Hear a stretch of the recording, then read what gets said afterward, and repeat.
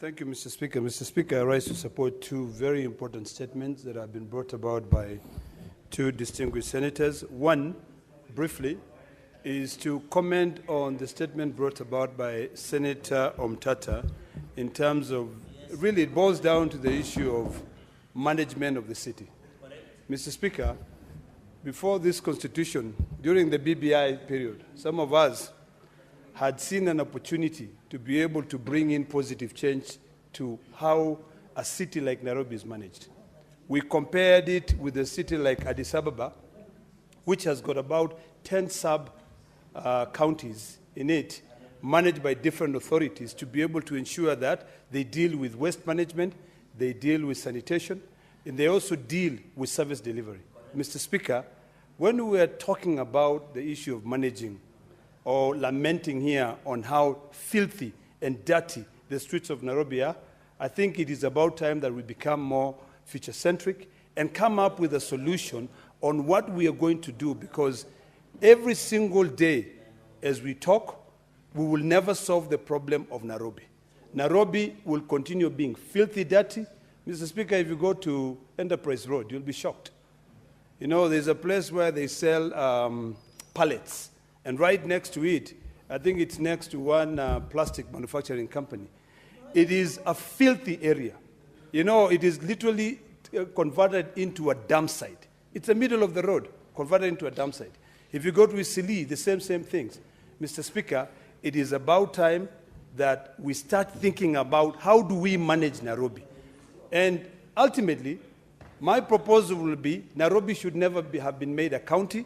Nairobi should not be made a county. Nairobi should be made a capital city that is managed like other big capital cities are managed, a city like Addis Ababa, a city like Washington, D.C., because what is happening right now, we have been told of problems.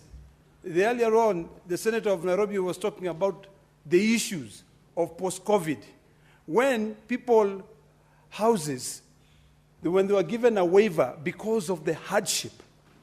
Then later on, now we have changed the strategy. What is happening there as to why tenants are being evicted from their houses is not really because of a rent dispute issue. It is because of these affordable housing redevelopment strategies that are coming up.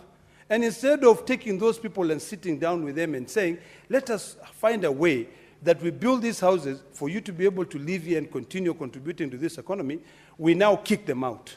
Those are things that, Mr. Speaker, that needs to be thoroughly investigated and a solution found, one that will be able to take care of the needs of these citizens who live in Nairobi. It is true, all of us live in Nairobi. Members from all the 47 counties live in Nairobi. So we must be able to come up with a better way of managing this city. Secondly, Mr. Speaker, I don't want to waste a lot of time on these issues, is the statement raised by the good senator of Kilifi. Mr. Speaker, we were in Kilifi a while ago, and all of us were shocked with the level of poverty in Kilifi. We talked about affirmative action in Kilifi. We talked about the challenges that Kilifi County faces. The same challenges that Kilifi County is facing right now. In fact, it made me say that we in Narok County are better. Because when you look at the schools, the issues that have been raised here, Mr. Speaker, by the distinguished senator from Kilifi are issues that requires us to be very keen on also following up. Number one, why is it that in Kilifi, and not only Kilifi, but in a lot of rural counties, maybe Tana River, maybe even part of Narok, the Ministry of Education has not fully carried out an audit to find out how deplorable primary schools are and put a budget based on counties, not just a budget based on who you know.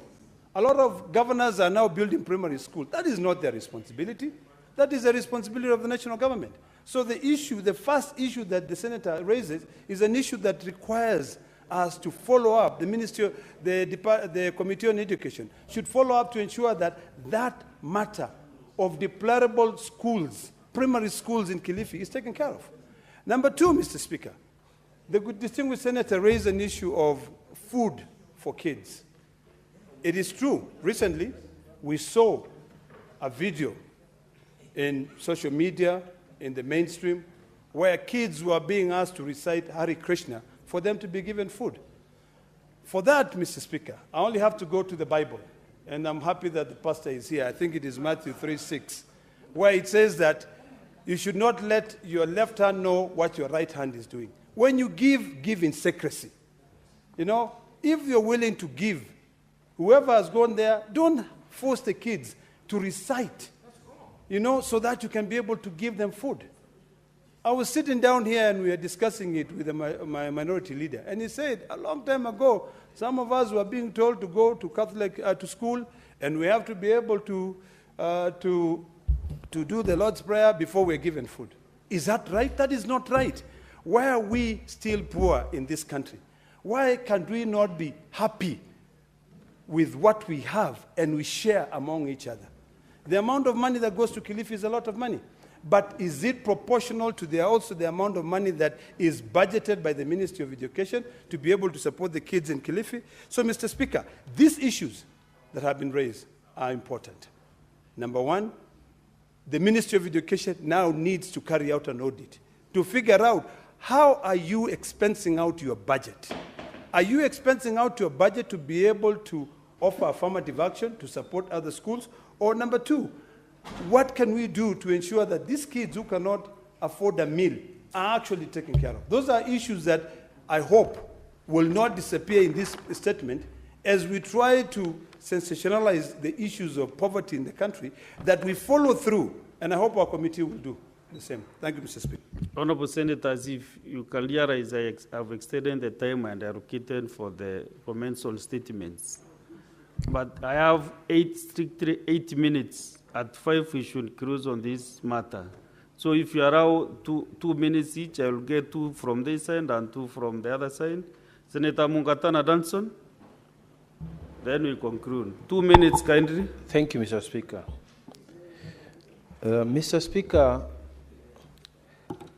there is a statement that was raised before this House, Mr. Speaker, on the tender that is supposed to procure the currency for central bank on behalf of the Republic of Kenya. Mr. Speaker, a lot of our colleagues have not noticed it, but the essence of that statement, Mr. Speaker, is to ask and question the accountability mechanism within the central bank. Mr. Speaker, we approved the chairman of the board of directors of Central Bank here, and we asked him to be a good custodian of the funds that are allocated to Central Bank of Kenya.